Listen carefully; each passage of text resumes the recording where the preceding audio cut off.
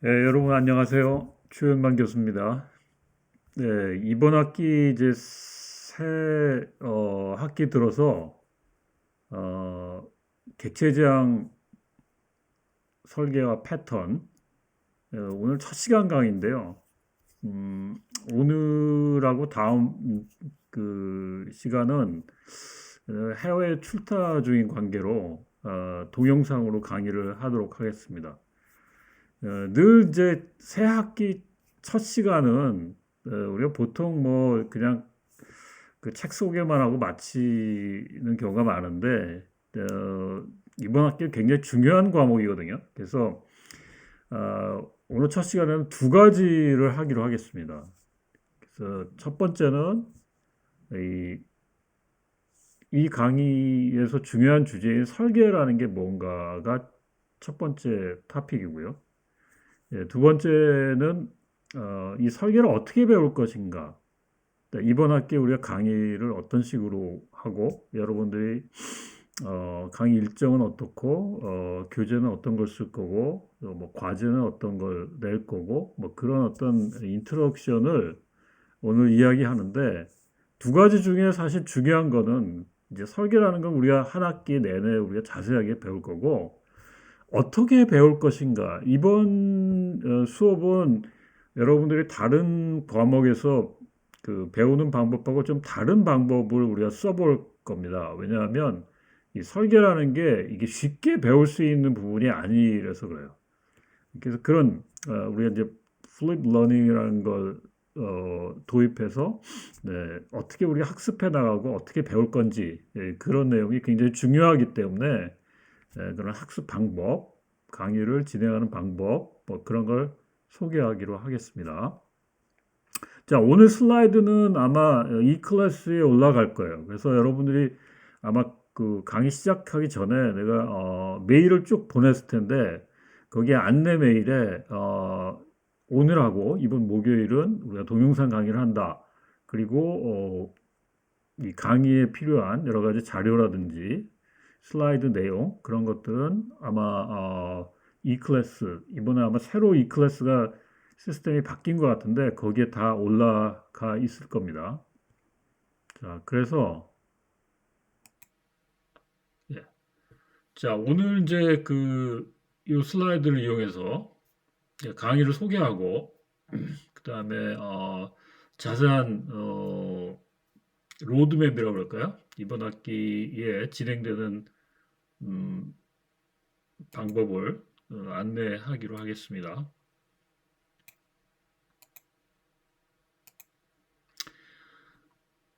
자, 이번 학기 강의하는 강의 과목의 그 이름이 객체지향 설계와 패턴이라는 거죠.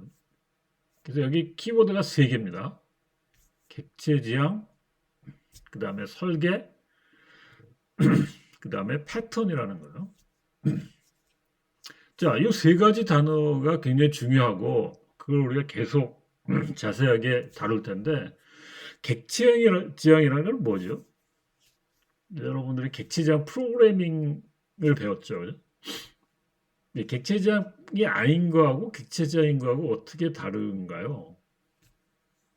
그거 이제 다음 시간에 중요한 주제인데요. 에, 그 객체지향이라는 거는 하나의 우리가 그 프로그램의 어떤 방식 또는 이제 여기 파라다임이라는 말을 썼는데 예전에 우리 배웠던 C 같은 거는 함수 위주의 방식이죠. 이거는 객체 중심의 방법이죠. 그죠?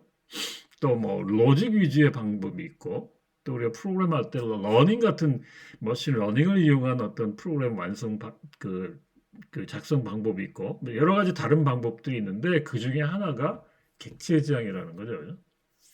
자, 그래서 설계는 코딩을 하기 전에 우리가 미리 좀 궁리해 보고 뭘 디자인해 보고 그러니까 코딩을 위한 플랜입니다. 플랜. 그죠?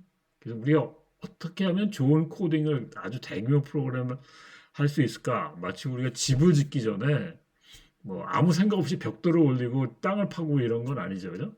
그래서 집의 모양을 미리 생각해보고 그걸 설계도로 그려보고 네, 그런 작업이 건축을 위한 계획입니다. 그죠? 그래서 그 작업들. 그 다음에 패턴이라는 거는 이제 이번 학기에 우리가 집중적으로 배울 텐데요. 좋은 설계의 조각을 우리가 패턴이라고 합니다. 그, 뭐, 우리가 꼭 프로그램만이 아니라 다른 데서도 패턴이라는 말을 많이 쓰죠. 그죠? 뭐, 저 사람의 옷 입는 패턴이 어때? 그죠? 저 사람의 강의의 패턴은 어때? 저 교수님의, 그 시험 내는 패턴은 어때? 비슷하게 계속 지속되는 어떤, 뭐라 할까요? 그, 그, 프레임워크라고 할까요? 그런 틀이죠. 그죠? 그래서 그런 틀을 우리가 많이 배우면 객체지향을 설계할 때 그런 틀을 가지고 그 틀을 써야 할 때 적합하게 쓸 수 있는 그런 능력들이 생기게 됩니다.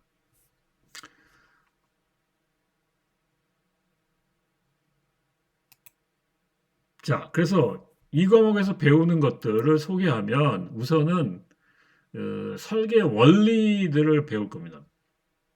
특히 우리가 객체지향 프로그램에서 따라야 될 설계 원칙들이 많이 있어요. 이제 지금 4학년인 경우에는 이제 소프트웨어 공학을 들은 사람이 꽤 많이 있는데 그 소프트웨어 공학에서 얘기하는 좋은 설계 원리들, 예를 들면 모듈화를 잘 시켜야 된다든지 아니면 추상화를 시켜야 된다든지 그다음에 뭐 또 우리가 설계할 때는 대규모의 것을 그냥 처음부터 하는 게 아니라 적당하게 문제를 잘 나가면서 그 단계적으로 확장해 나가는 그런 스텝 와이즈 리파이먼트라든지 여러 가지 설계 원리들이 있죠. 그죠? 예. 그런 것들을 이번에는 객체지향에 적용되는 원칙들 아마 이 중에 혹시 솔리드라는 원칙을 배운 사람이 있을지 모르겠는데 그런 솔리드 원칙을 중심으로 해서 좋은 설계 원칙들을 배우게 될 겁니다. 그 다음에 이 과목의 제일 핵심은 객체지향 설계에서 쓰이는 중요한 패턴 23가지. 네, 그걸 거의 다 다룰 겁니다. 그 GOF라고 해서 그 원래 그 패턴 책에 나오는 좋은 패턴 유형들을 다 배우고 그 다음에 이제 리팩토링이라는 작업도 배우게 될 겁니다. 그 리팩토링이라는 작업은 뭐 그 프로그램을 좀 좋은 방향으로 고치는 걸 의미해요. 그죠? 뭐 어떤 결함이 있어서 고치는 건 우리가 디바잉이고 리팩토링은 좀 더 옵티마이즈 한다든지 구조화를 잘한다든지 아니면 설계 원칙에 위배했던 거를 좀 설계 원칙에 맞게 바꾼다든지 중복된 거를 다 모아가지고 중복되지 않게 한다든지 그런 것들이 다 리팩토링 작업입니다. 예, 그 다음에 이번 학기에 굉장히 중요한 게 여러분들이 실제 나가서 우리가 개발자로 일할 때 설계를 한 거를 나만 알고 있다든지 아니면 나만을 위한 내 개발을 위한 설계를 하는 경우는 많지 않아요. 사실 내가 혼자 짜서 혼자 코딩하는 뭐 혼자 완성하는 시스템은 많지 않거든요. 좀 서로 나누어서 어떤 작업을 할 때 각 사람들이 한 작업들이 어떻게 나중에 완성될 거고 어떻게 쪼갤 거고 이 사람의 덩어리하고 이 사람의 덩어리가 어떻게 인터페이스 할 거고 이런 것들이 다 서로 의견 교환이 잘 돼야 되거든요. 그래서 합의가 돼야 돼요. 그죠? 그래서 그 설계를 어떻게 우리가 코딩을 하겠다. 어떤 덩어리로 자르겠다. 이 덩어리의 책임은 뭘로 하겠다. 그리고 이 덩어리와 이 덩어리는 어떻게 서로 인터페이스 하겠다. 이런 것들을 미리 의견 교환을 하고 그거를 정해야 되는데 의견 교환을 할 때 그런 걸 표현해야 될 거 아니에요. 그죠? 그 의미를. 그래서 그 설계를 어떻게 나타내고 그거를 어떻게 발표하는지 그리고 어떻게 커뮤니케이션 하는지 그런 내용들이 굉장히 중요한 내용들입니다. 그 다음에 배운 설계 기법을 적용하는 능력은 굉장히 중요해요. 그죠? 여러분들이 어떤 문제가 일어났을 때 어떤 문제를 주어졌을 때 그 문제를 여러분 설계한다 그러면 여러분들이 알고 있는 지식이 적용돼서 좋은 설계로 만들어져야 되겠죠, 그죠? 그래서 그런 것들을 우리가 실습 과제에서 많이 다뤄보게 되겠습니다.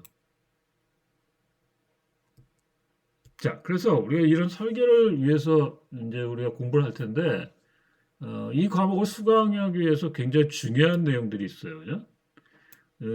첫 번째는 객체제한 프로그래밍에 대한 문법과 객체지향에 대한 여러 가지 내용들을 잘 써봤어야 돼요. 이 중에 혹시 이제 그냥 객체지향 문법만 아는 경우에 그리고 문법도 여러분들이 사실 상속이나 다형성 또 왜 클래스를 저렇게 만들어야 되는지 이런 것들을 잘 모르거든요. 왜냐하면 너무 문법만 위주로 가르쳤기 때문에 그 담겨진 의미, 객체지향의 철학을 아직 완벽히 이해하지 못하는 사람들이 많을 거예요.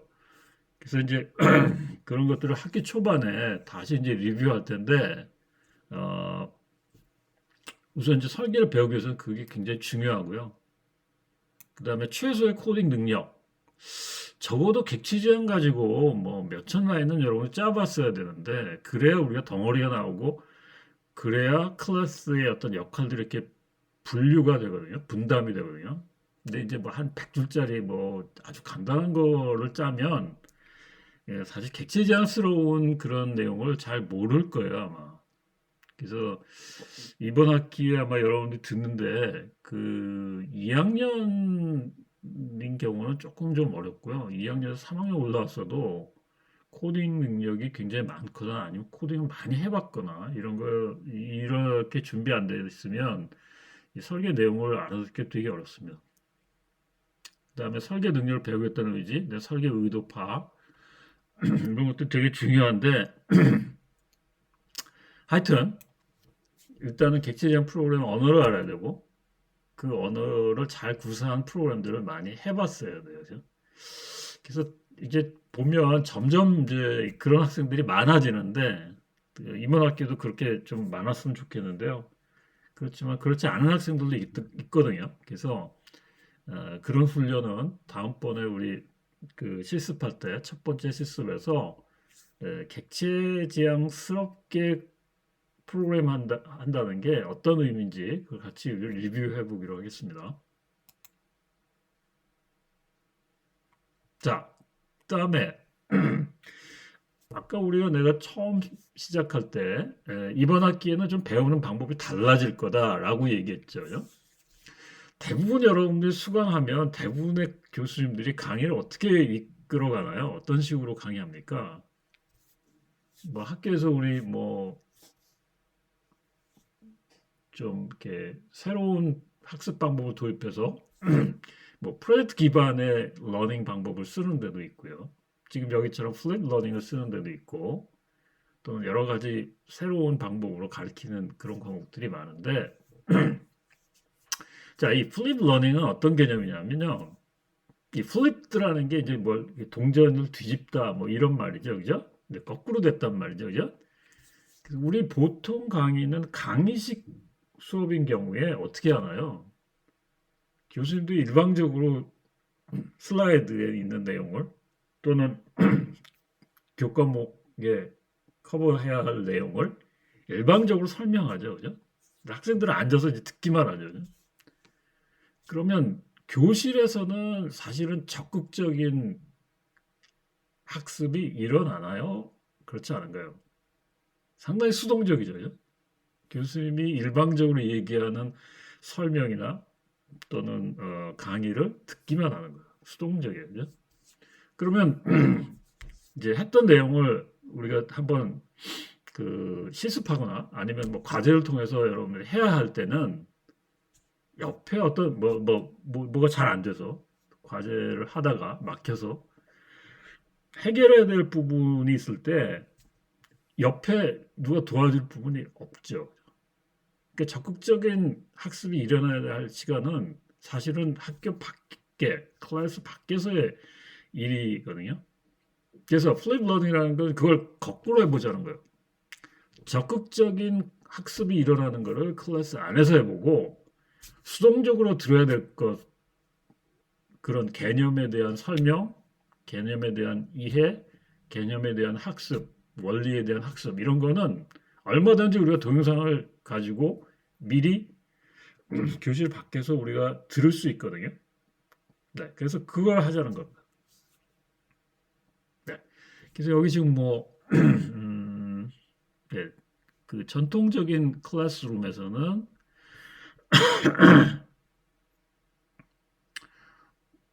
선생님의 역할이 대개 이제 그 어떤 그, 설명하는 거, 그다음에 여러분들을 가이드하는 거, 뭐 이런 거에 머무르고 있는데 실제 플립 러닝에서는 실제 여러분들이 실습실에서 뭔가 해보는 거, 설계해보는 거 이런 것들을 위주로 하면서 옆에 여러분들이 그 실습실에서 할 때 도와주고 여러분들의 설계를 한번 코칭해주고 잘 된 거는 잘 됐다 그러고 못된 거는 이렇게 수정했으면 좋겠다는 의견을 내고 잘 코칭해 주는 그런 스타일의 강의가 될 겁니다. 예, 이런 스타일의 강의를 우리가 디자인 스튜디오 중심의 강의인데요. 설계할 때는 항상 강의식 강의 가지고는 우리가 설계를 배우기가 되게 어렵습니다. 그래서 예를 들면 건축과 학생들 스튜디오 과목이라는 게 있거든요. 그래서 교수님이 강의를 하는 게 아니라 과제를 내주면 어떤 거 설계해와 뭐 학교를 설계해와 너는 집을 설계해와 빌딩을 설계해와 그러면 집에서 자기가 열심히 하고 또 자기가 그 스튜디오 방에서 뭐 모형을 만들고 설계를 해가지고 교수님들한테 프레젠테이션 하죠, 그죠? 그러면 교수님들은 그걸 보고 아 이런 설계는 좋다, 이런 설계를 왜 했냐 이유를 물어보고 이런 게 좋은 설계일까 아닐까 라는 걸 우리가 판단할 수 있는 좋은 그 능력을 갖게 하는 게 설계 과목이죠, 그죠? 사실은 소프트웨어도 그런 식으로 강의를 해야 돼요. 그렇게 하다 보니까 어떻습니까? 막 50명, 60명, 70명 이렇게 하기는 어렵겠죠, 그죠? 네, 그래서 이제 할 수 없이 이번 학기에도 뭐 지금 40명으로 지금 제안을 했지만 또 뭐 하겠다는 학생도 많고 사실 그 외국에서도 이런 스타일의 강의를 많이 하는데 20명 이상의 강의는 제대로 된 스튜디오 강의를 하기가 어렵습니다. 자, 어쨌든 하여튼 우리 주어진 환경에서 이런 스타일로 운영을 해볼 겁니다.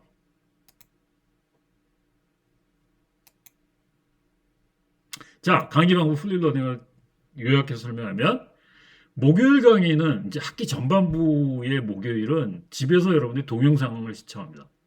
설계 원리, 패턴에 대한 설명이 이미 우리가 동영상으로 찍어 놓은 게 있으니까 그거를 여러분들이 시청을 하는데 그 안에는 이제 슬라이드를 이용해서 실제 설계 사례도 있고 설계 패턴에 대한 설명도 있고 원리도 있고 뭐 이런 데 설명이 있고요. 그다음에 이거는 학교 E클래스를 통해서 들어가면 이 목요일 날은 여러분들 강의 그걸 보면 다 출석으로 인정이 돼요. 알겠죠? 그죠? 근데 이제 이거를 그 링크를 통하지 않고 따로 지금 내가 유튜브에다 올려놨는데 그 유튜브를 그냥 직접 가서 보면 여기에 출석으로 인정이 안 돼요. 알겠죠? 그래서 학교 E클래스를 통해서 그걸 시청하면 중간에 뭐 잠깐 스톱하고 뭐 다른 일 하다 볼 수도 있지만 하여튼 기록은 다 되고요. 끝까지 다 봐야 아마 출석 카운트가 될 겁니다. 그다음에 학기 전반부의 화요일은 아, 그 이제 목요일날 강의한 거에 대한 거를 다 학습하고 있는지 그걸 확인하기 위해서 우리가 퀴즈를 잠깐 볼 거고요.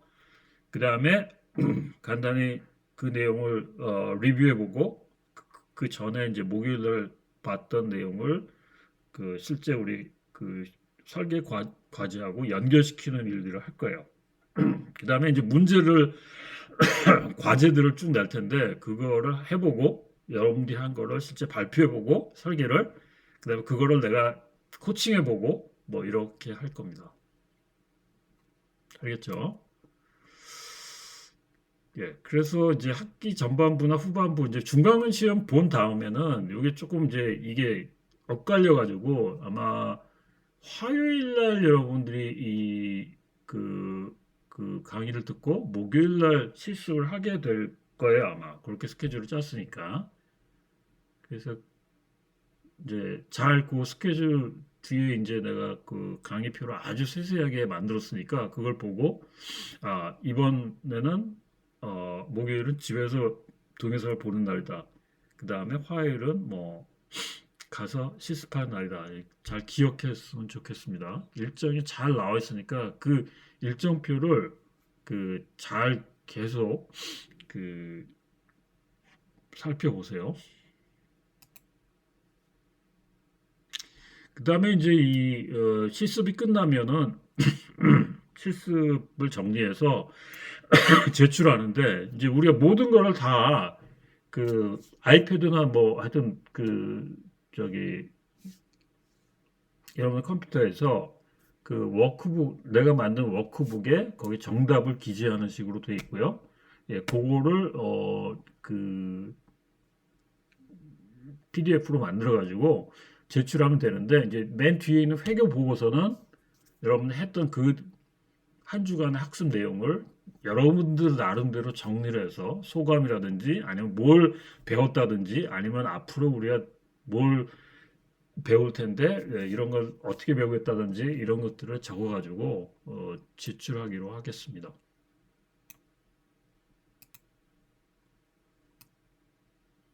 자, 몇 가지 수강 원칙을 좀 정해봤는데요. 아까 얘기했던 플립 러닝은 사전 동영상 강의를 보고 오지 않으면 그 와서 실습하는데 의미가 없어져요. 왜냐하면 모르니까 우리가 그 원리나 개념을 적용하기 어렵죠. 문제에 적용해야 되는 건데, 그죠? 그러니까 무슨 일이 있어도 우리가 실제 강의하는 날, 강의에 오는 날 전에는 사전 동영상 강의를 시청하는 건 물론이고 그 내용을 내가 학습해서 내 것으로 만들어 가지고 와야 돼요. 그래야 그걸 적용할 수 있어요. 그죠? 실습 과제 우리 하는데 그때 다시 옛날 거를 보고 뭐 이러면 그 도저히 우리 과제를 할 수가 없습니다. 설계를. 그리고 우선 여러분이 교과서를 꼭 구입해서 교과서도 같이 읽어보고 와야 돼요. 굉장히 내용들이 이 강의만 가지고 전부 다 소화할 수 있는 부분이 아니거든요. 깊이 생각해보고, 아, 저거 왜 그럴까? 교과서 읽어보고, 교과서의 문제도 풀어보고, 뭐 이런 식으로 미리 준비를 많이 해와야 돼요. 그래서 그게 준비가 되면, 그 다음에 인클래스에서는 먼저 여러분이 진짜 다 학습하고 왔는지 한번 퀴즈를 할 거예요. 그리고 그거를 그 주에 배운 내용을 실제 적용할 수 있는 문제들을 내가 워크북에 딱 하나 만들어 놨어요. 그래서 그 워크북에 있는 거를 여러분들이 같이 풀어보고, 그거를 결국 설계 과제인데, 그 설계 과제를 여러분이 발표해보고, 그거를 내가 같이 이제 디스커션 하는 그런 시간이 이 디자인 스튜디오입니다. 그 다음에 세 번째는 설계라는 게 이게 그 처음에는 왜 교수님이 저게 좋다고 하는지 또는 왜 나쁘다고 하는지 이거를 정확히 잘 모를 거예요, 아마. 왜냐하면 여러분 설계 잘 모르니까요. 그러니까 왜 저렇게 했는지 만약 이해가 안 되면 적극적으로 여러분들 질문을 해야 돼요. 알겠죠? 그죠? 그리고 사전학습에서 여러분들이 만약에 어떤 의문이 있었다 그러면 그 질문을 잘 정리해 가지고 도입 부분에 수업 시작하고 퀴즈 한 다음에 도입 부분에 질문을 해서 그걸 다 해소하고 이해를 할 수 있어야 됩니다. 네. 그 다음에 수업이 끝난 다음에는 그 매주 낸 그 실습 과제 그게 이제 이미 여러분 설계를 했거든요. 그러면 그 설계를 한 거를 우리가 수업 시간에 많은 힌트를 얻고 정답도 거의 뭐 다 들을 수 있을 거예요. 그러니까 그거를 여러분들이 잘 정리를 해서 여러분들의 방법을 거기에 표현하고 그 워크북에 그 해답란에다가 그다음에 자신의 방법을 잘 정리해서 보고서로 제출하면 됩니다. 그 라인도 다 그 만들어져 있어요. 그다음에 마지막으로 이제 그 이 결석에 대한 거, 그 특별한 어떤 그 유고 결석에 해당되는 사정이 있는 사람은 유드림에다가 일단 증명서를 업로드를 해요. 그다음에 유고 결석 인정서를 그, 제, 그 나한테 메일로 제출하면 그 유고 결석으로 인정을 해줄 겁니다. 이 6억 6개를 내는 게 시점이 어떤 학생들은 잊어버리고 있다가 뭐 되게 오래 있다가 내는데 그러면 안 돼요. 바로바로 그 시간에 그 다음 주에 바로 낼 수 있도록 하고요. 그리고 출결에 대한 거는 굉장히 아주 여러분이 민감하고 또 중요하니까 정확하게 하고 뭐 대리 출석이나 또는 그 음, 다른 방법으로 여러분들이 출석하지 않도록 조심해 줬으면 좋겠습니다. 자, 다음 성적 평가 기준인데요. 음, 여기 지금 아까 플립 러닝 했을 때 미리 사전 학습해 하는 거, 그 동영상 보는 거, 그게 한 13번 정도 되고요. 그 다음에 수업에서의 출석, 예, 그거 다 해서 이제 5%고요. 그 다음에 평가 퀴즈가 20%입니다. 그게 점수가 높죠, 그죠? 그러니까 미리 여러분들 공부를 잘 해와야 돼요. 동영상 보고. 이 퀴즈는 문제 개수는 조금 뭐 시간마다 다르겠지만 하여튼 여러분들이 학습을 해왔는지 안 해왔는지 명확하게 판단할 수 있는 그런 퀴즈들이니까 잘 준비를 해오세요. 이거는 매 시간 앞부분에 봅니다. 그러니까 늦지 않도록.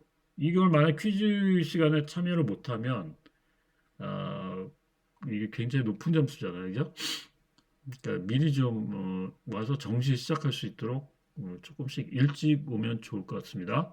중간 시험 30%, 기말 시험 30%인데 요거는 나중에 뭐 어떤 유형들을 알려주겠지만 주로 이제 설계하는 내용들을 담고 있을 거예요.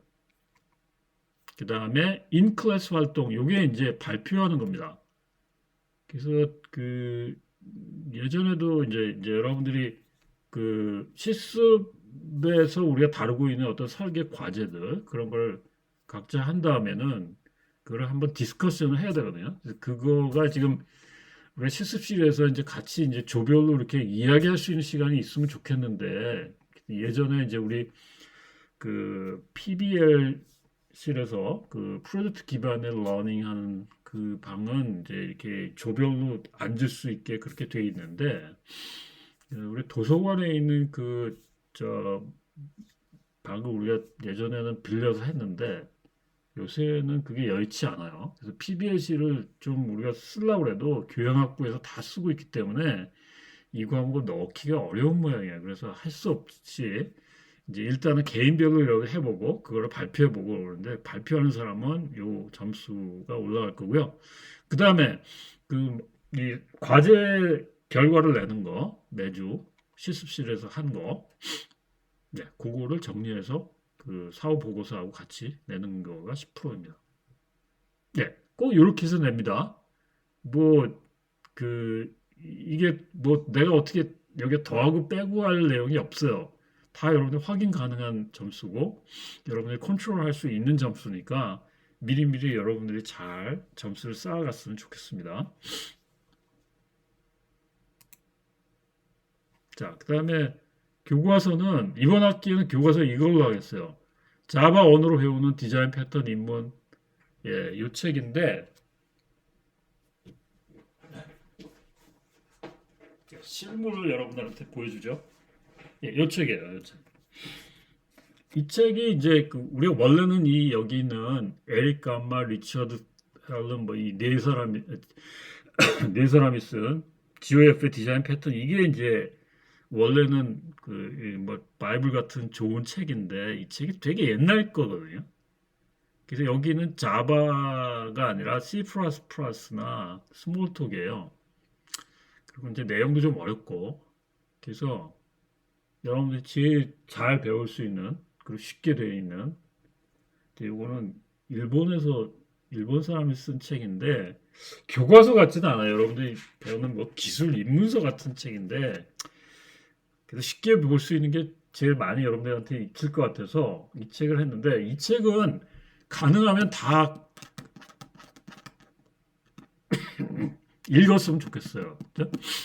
네, 그다음에 이제 요 두 번째 있는 게 요게 이제 내가 얘기했던 워크북이에요. 그래서 여기 지금 예스24하고 교보문고에 있는데 내가 확인을 안 해봤는데 이 교보문고 거는 조금 불편한가 봐요. 이게 좀 필기가 안 돼가지고. 근데 예스24 거는 필기가 되는 모양이에요. 그러니까 여러분 알아서 뭐 아무 쪽이나 만 구입해서 쓰면 되고요. 요거는 그냥 나중에 여러분들 PDF로 만들어서 제출하면 됩니다. 각 그 과제물을. 그 다음에 이제 요게 지금 오른쪽에 있는 요게 그거고요. 요 밑에 있는 요걸 눌러보면 아마 예스24로 바로 들어갈 수 있을 거예요. 그 다음에 예전에는 이제 요런 헤드퍼스트 책도 한번 교과서로 쓴 적이 있는데 이 책은 되게 쉽게 돼 있는데 그 패턴이 몇 개 없어요.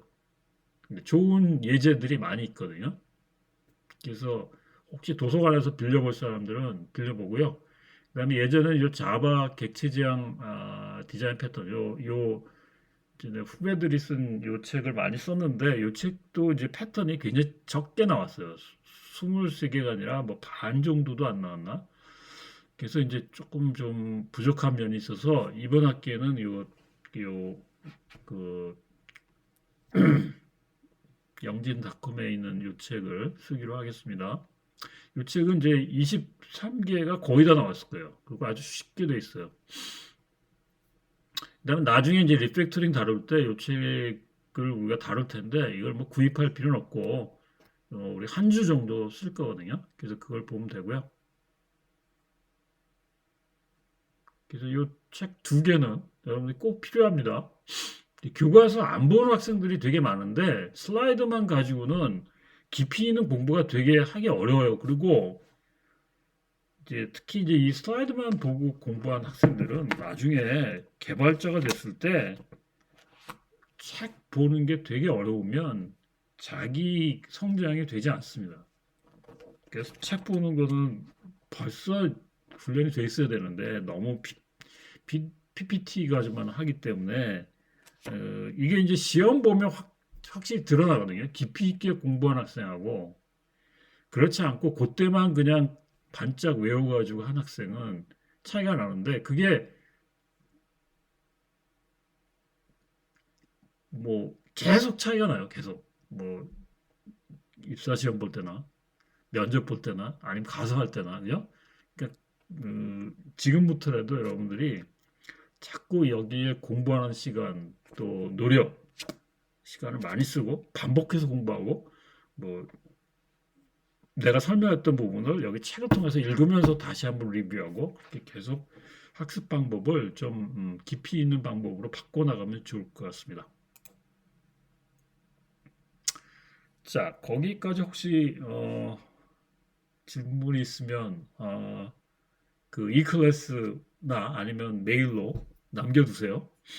그래서 이 부분까지가 이번 학기 어떻게 배울 건지를 설명한 겁니다. 이게 더 중요하기 때문에 먼저 했어요. 그 다음에 두 번째 주제는 이제 설계하는 작업이 뭔지 그거를 좀 소개할게요. 여러분들이 대부분 아마 소프트웨어 개발자가 되려고 하는데 소프트웨어 개발자는 무슨 일을 할까요? 가서 여러분들이 만약 회사에서 일한다 그러면 계속 코딩만 할까요? 아니면 예를 들어서 뭐 내가 이제 뭐 코딩은 아니지만 뭐 관련된 어떤 뭐 기술 마케팅을 한다. 그래서 계속 그것만 할까요? 아마 그렇지 않을 거예요. 그죠? 네. 개발자가 하는 일의 종류는 굉장히 다양합니다. 코딩만 아니라 디버깅도 해야죠. 테스팅도 해야죠. 그죠? 그 다음에 설계도 해야죠. 또 우리 사용자가 뭘 원하는지 회의도 해야지. 또 개발자들이 어떻게 같이 협력해서 개발할 건지 각 작업들을 이야기하고 설계를 이야기하고 언제까지 뭘 할 건지 그런 것들을 회의하는 일이 되게 중요합니다. 내가 모르는 분야의 일을 한다 그러면 배우는 일도 되게 중요해요. 그죠?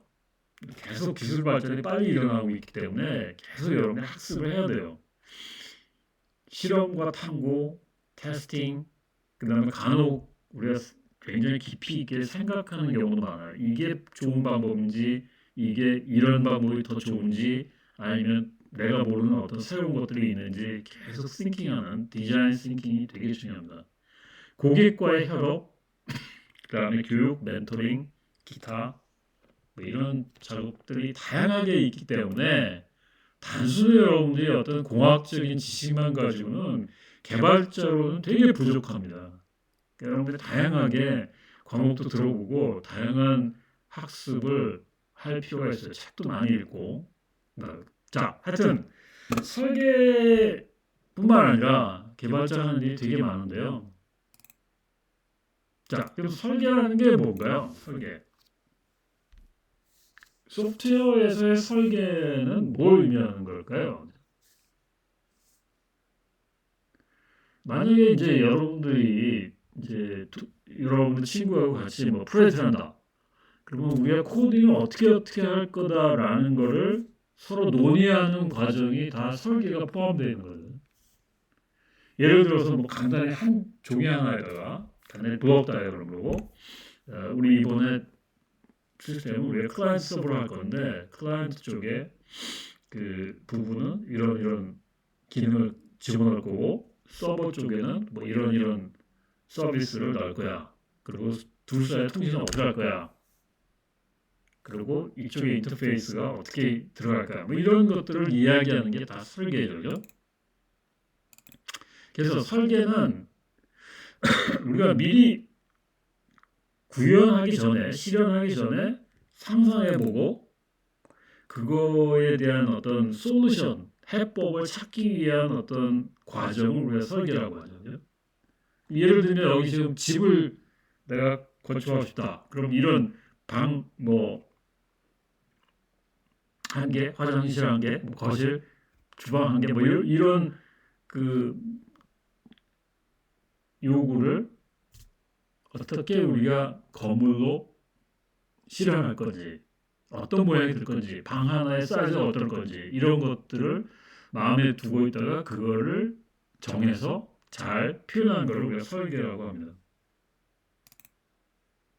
생산을 가이드하기 위한 명세죠. 우리가 생산이라는 건 우리 쪽에서는 뭐 부품을 뭐 조립하거나 이런 과정이 아니라 실제 코딩하기 위한 명세가 되는 거죠.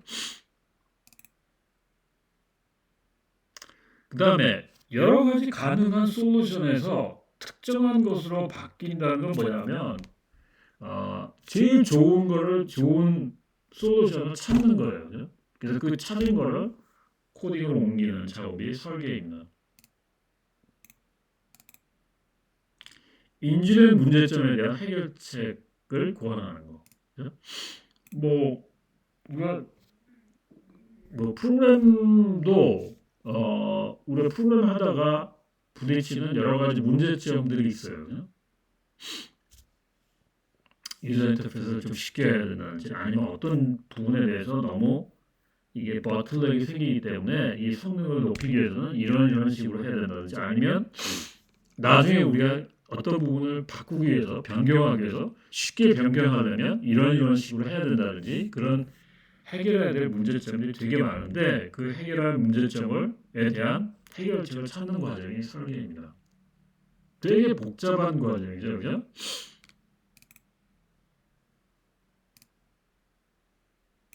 자, 그밖에 많은 것들이 있는데 설계 작업은 중요한 거는 의도가 있다는 거예요. 그 안에 뜻이 담겼다는 겁니다. 우리가 코딩할 때도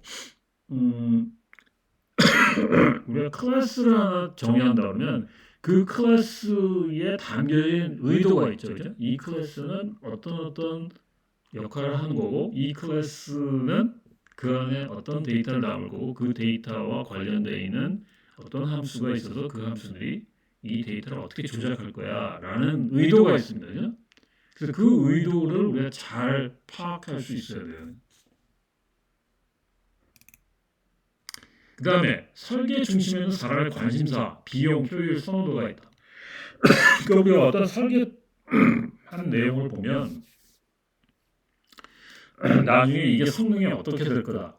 그 다음에 비용이 어떻게 될 거다. 그 다음에 요즘 같은 경우에 특히 이렇게 설계하면 배터리 효율성이 어떻게 달라질 거다. 이렇게 설계하면 나중에 우리가 쉽게 확장할 수 있을 거다. 이렇게 설계하면 나중에 쉽게 포팅할 수 있을 거다. 이런 내용들이 다 설계에 관련된 사람들의 어떤 관심사입니다. 에스펙트라는 거요. 네, 그래서 그런 에스펙트를 파악하는 게 되게 중요하고요. 그 관심사별로 잘 우리가 모듈화하는 게 굉장히 중요해요. 자, 설계는 재료와 함께하는 것이다. 우리 건축 설계에서도 마찬가지죠. 예를 들면 우리 건물을 지었을 때 건물의 외장을 뭐 벽돌로 할 거냐, 아니면 패널로 할 거냐, 아니면 뭐 비싼 뭐 대리석으로 할 거냐, 그죠? 우리 코딩에도 마찬가지죠. 이거를 음, 그 어떤 언어로 할 거냐, 어떤 패러다임으로 할 거냐, 그죠? 그 다음에 뭐 우리가 어떤 플랫폼으로 할 거냐 이런 여러 가지 우리가 선택 가능한 여러 가지 옵션들을 생각할 필요가 있습니다. 설계는 창의적이다. 같은 문제를 우리가 코딩하는 경우는 그렇게 많지 않아요. 물론 이제 그 안에 그 어떤 작은 조각들은 겹치는 경우도 있겠죠. 그렇지만 우리가 어느 한 시스템을 어느 한 기능을 하는 시스템을 개발했다 그러면 사실 별로 새로운 건 없거든요. 코딩에는. 그렇지만 설계는 똑같은 시스템을 또다시 개발하는 경우는 그렇게 많지 않기 때문에 다 새로운 부분에 대한 적용이기 때문에 굉장히 창의적이고 굉장히 새로운 것들이 굉장히 많이 있습니다. 그 다음에 마지막으로 중요한 거 설계는 의사소통이다. 그 아까도 얘기했지만 우리가 설계라는 작업은 여러 사람이 협력해서 협동하기 위한 계획인데 그 계획은 서로 이야기 안 하면 모르죠. 그죠? 예를 들어서 내가 설계를 이렇게 했는데 여러 명이 같이 동료들이 지금 개발하고 있는데 그걸 모르고 있다? 그러면 어떻게 되나요? 엉뚱하게 개발하겠죠. 그죠? 나중에 잘 인터페이스도 안 될 거고 서로 통합도 안 될 거고 시스템이 제대로 돌아가지 않을 겁니다. 그죠? 그래서 서로 하고 있는 어떤 덩어리들 우리가 그 서로 개발하려는 각각의 분담한 내용들이 어떻게 이루어져 있는지 그 다음에 실제 미리 우리가 사전에 준비한 계획이 잘 그 소통이 되어야 됩니다.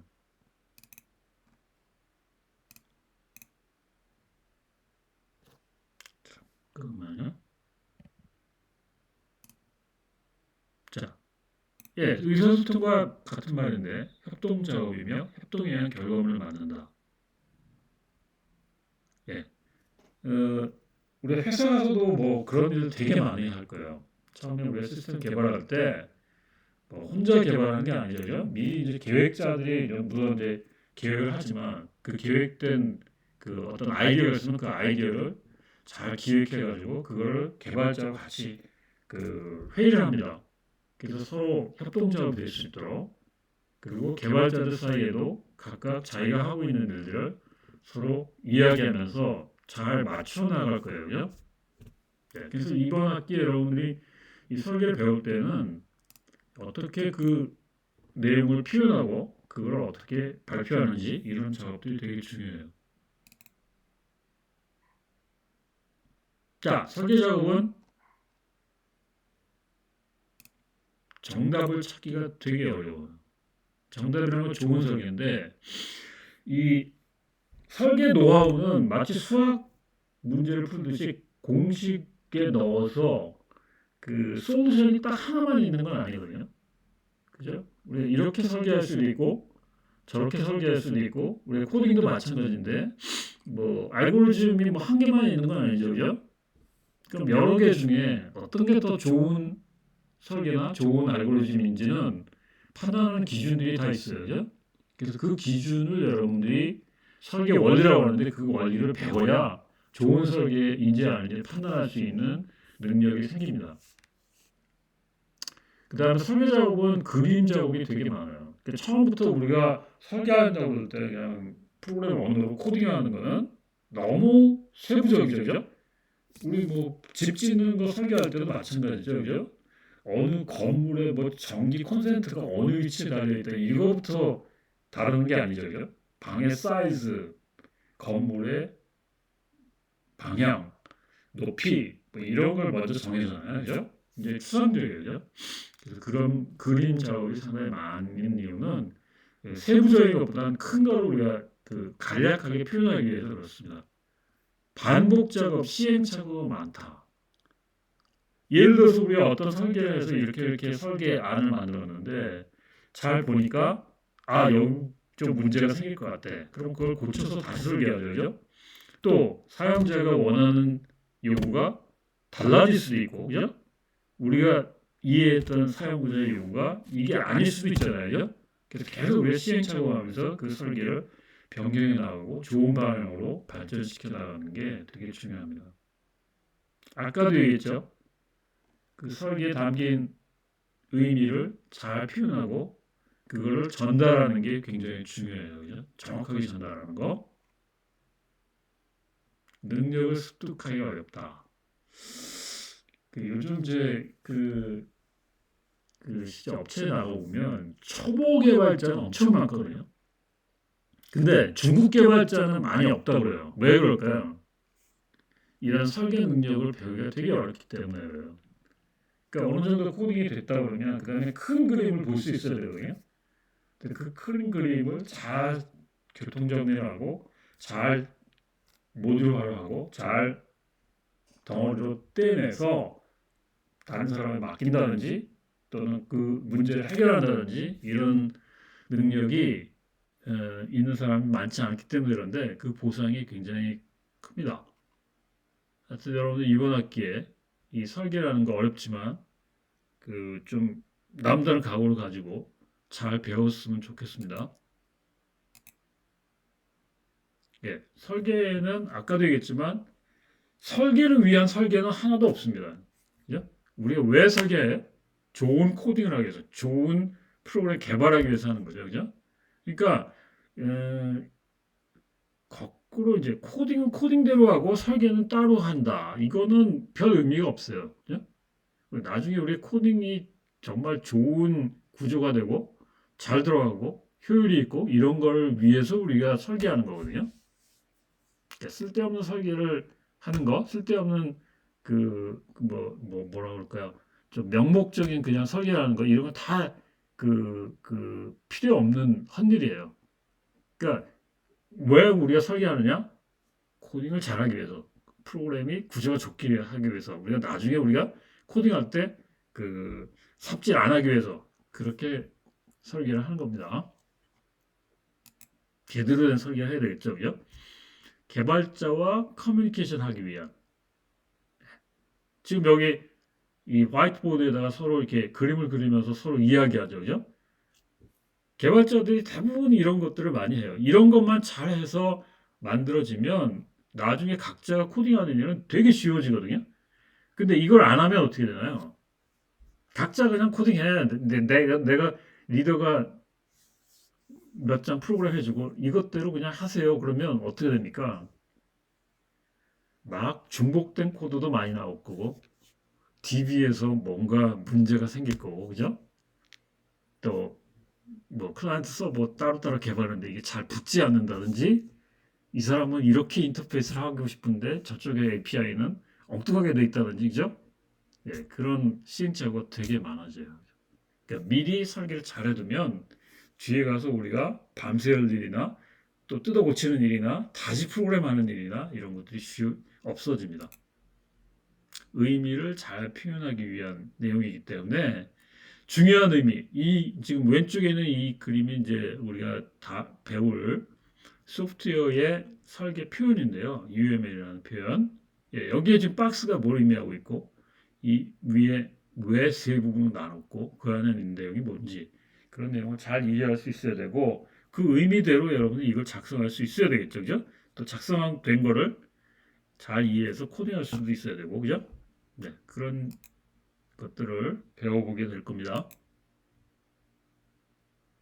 예, 소프트웨어 설계는 요구 분석에서 파악한 소프트웨어 요구 사항을 코딩까지 옮기는 그런 작업이에요. 근데 여기 갭이라는 건 뭐냐면 여기 요구 사항을 표현하는 그런 표현된 내용이나 방식과 디자인에서 표현하는 방식이 이게 이해를 잘 하지 못하면 이 매핑 과정, 여기서 이렇게 옮기는 과정이 쉽지 않아요. 왜? 이게 잘 모르면 이게 디자인 어떻게 되나, 디자인 된 거를 디자인 다 됐는데도 이 내용을 잘 모르면 코딩하기 어렵겠죠. 그죠? 그래서 예를 들어서 여러분들이 지금 그 생성형 AI 같은 경우에 뭐 말로 쫙 써주면 소팅하는 프로그램 뭐 예를 들어서 먹을 소트하는 프로그램이 짜죠. 그러면 이걸 짜주잖아요, 그죠? 네.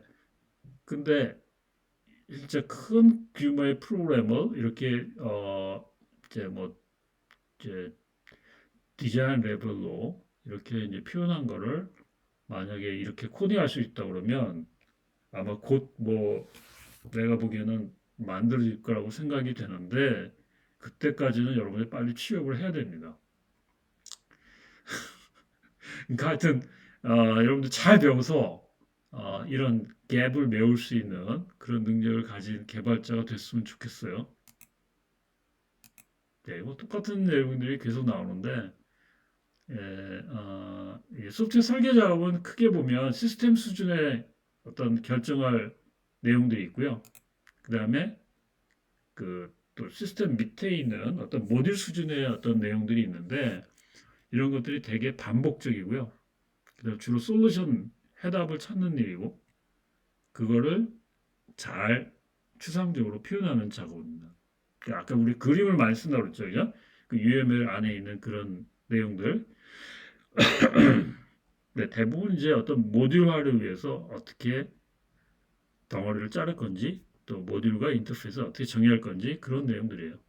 지금 여기 오른쪽에 보면 뭐 여기 그 뭐 여러 가지 뭐 그 이메일에 대한 그 내용들이 설계됐거나 뭐 이런 내용들이 나오는데 하여튼 나중에 우리가 자세한 그 내용은 아마 학기에 계속 우리가 공부하면서 설계를 어떻게 표현할 거고 그에는 무슨 의미가 담겨 있고 또 그걸 설계할 때는 어떤 패턴들을 적용해야 되는지 그런 것도 우리가 배울 겁니다. 아까 얘기했죠. 설계를 잘 가르치고 배우는 방법은 단순한 강의만 가지고 안 됩니다. 주입식 강의만 가지고는 설계를 배울 수가 없어요. 예를 들면 여러분들이 뭐 옷을 디자인한다. 그리고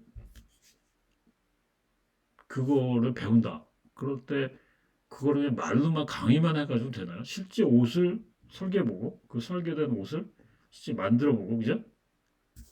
그리고 그 옷이 디자인이 잘 됐어. 아 이건 이상해. 뭐 이런 얘기를 수없이 들어야 되겠죠, 그죠? 네, 굉장히 그런 게 중요하고요. 해보지 않으면은 이 어떤 감을 얻기는 되게 어려워요. 좋은 설계와의 차이를 느껴보기. 이거를 우리가 디자인 스튜디오로 해보겠다는 얘기입니다. 계속 우리가 해보고 연습해보고 디자인해보고 코칭 받아보고 그래서 스튜디오 교육은 설계 작업한 거를 같이 옆에서 조언해보고 가이드해보고 좋은 설계가 뭔지 옆에서 그 마치 우리 그 축구 선수 옆에서 코칭하듯이 야구 선수 옆에서 코치가 어떻게 던져야 골을 빨리 빠르게 던질 수 있어. 폼을 어떻게 해야 돼? 발의 자세는 어떻게 해야 돼? 이렇게 계속 옆에서 조언을 해주잖아요. 그죠? 설계는 그거 없으면 사실 이게 했는지 안 했는지 이게 옳은 건지 좋은 건지 내가 잘 설계한 건지 그 느끼기가 되게 어렵습니다. 자, 강의 일정과 그 밖의 내용인데요. 그거는 요걸 얘기합시다. 자, 여기 지금 보이죠?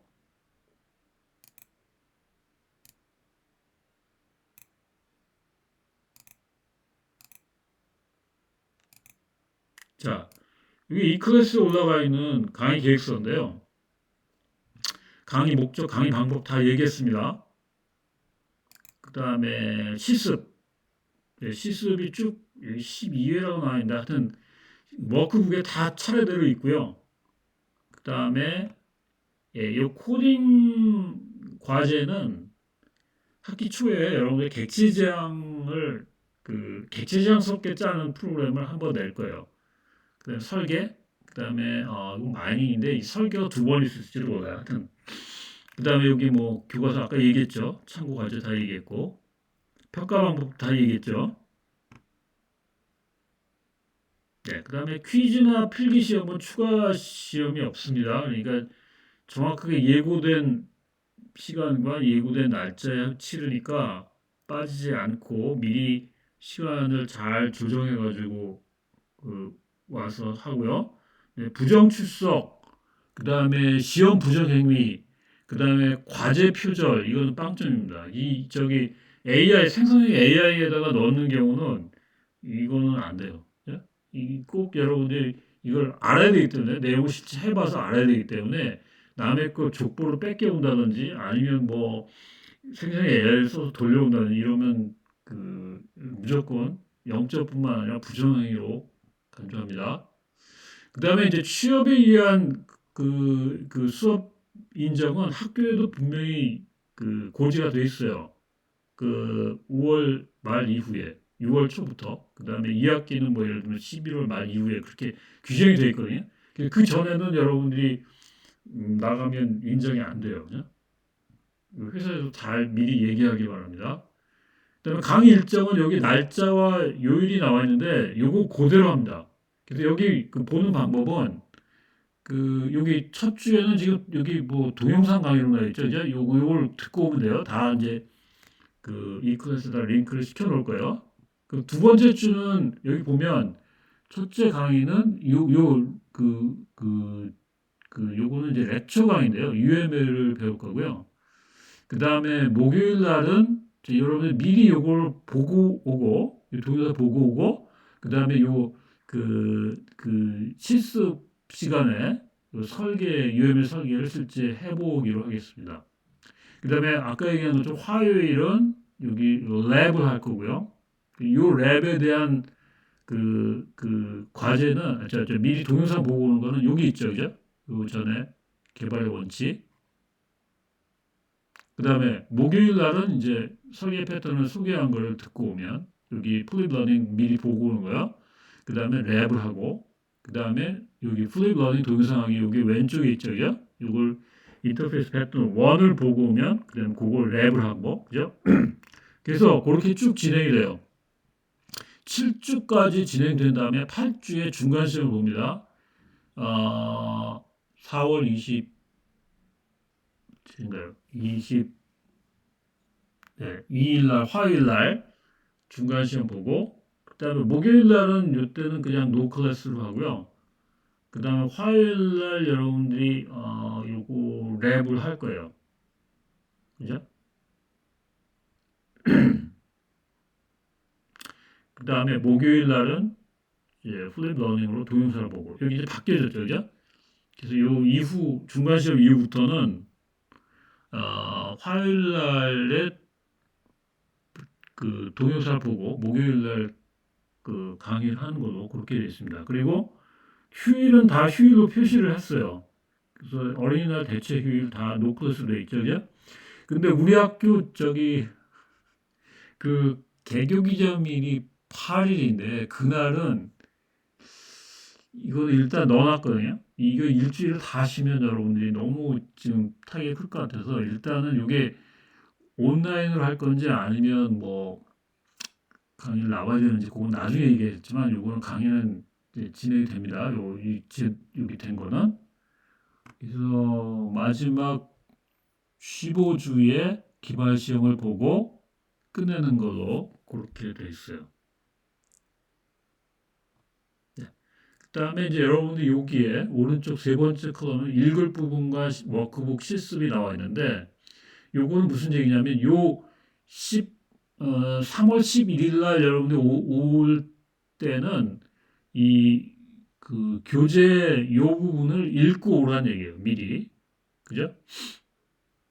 그리고 여기 목요일 날은 여기 이제 그 퀴즈를 먼저 볼 거고, 그 다음에 이걸 미리 읽고 와야 돼요. 그리고 그 주에 해당하는 워크북의 그 부분, 그게 나와 있습니다.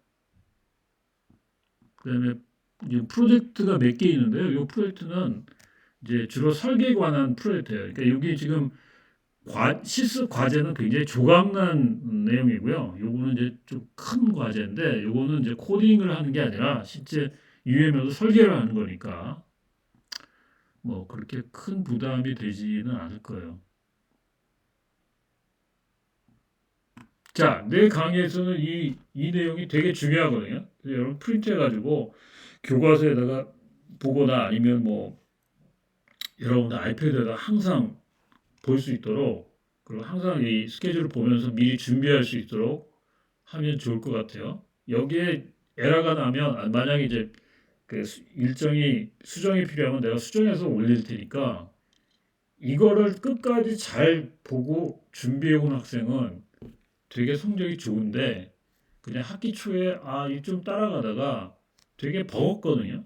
이제 학생들이 아마 내가 보기에 4학년 학생들은 좀 이제 그 잘 따라오지만 지금 3학년이나 지금 2학년도 있는 것 같거든요.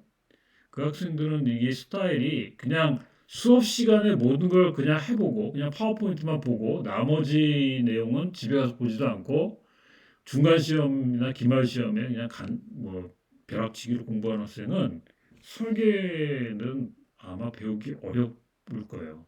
왜냐하면 이게 계속 누적돼야 되거든요. 그래서 이번 학기는 되게 시간 할애도 많이 해야 되고 도서관에 책도 많이 찾아봐야 되고 공부도 많이 해야 될 거예요 아마. 그래서 다른 강좌 같지 않게 되게 어, 많은 걸 배울 수 있을 겁니다. 이번 학기에 이 과목을 배운 여러분들 선배들이 되게 잘 배웠다는 의견들이 되게 많아요. 그리고 실제 필드에 나가서 도움이 많이 됐다. 패턴이 되게 중요하거든요. 왜냐하면 어, 제대로 된 프로그램을 우리가 해보는 게 여기에 다 담겨 있기 때문에 그래요. 좀 배우기도 어렵고 내용도 좀 어려운데 좀 여러분들이 열심을 내서 잘 스스로 공부하는 시간을 많이 들이면 그만큼 효과가 많이 있을 것 같습니다. 예, 첫 주는 이제 내가 해외 출타 중인 관계로 이렇게 동영상을 일단 올려놓을게요. 그리고 다음번 이제 목요일 날 하는 강좌도 그렇게 올려놓을 테니까 그걸 학습하고 두 번째 주부터 수업 시간에 만나기로 하겠습니다. 두 번째 주부터. 자, 수고했습니다. 이걸로 마칠게요.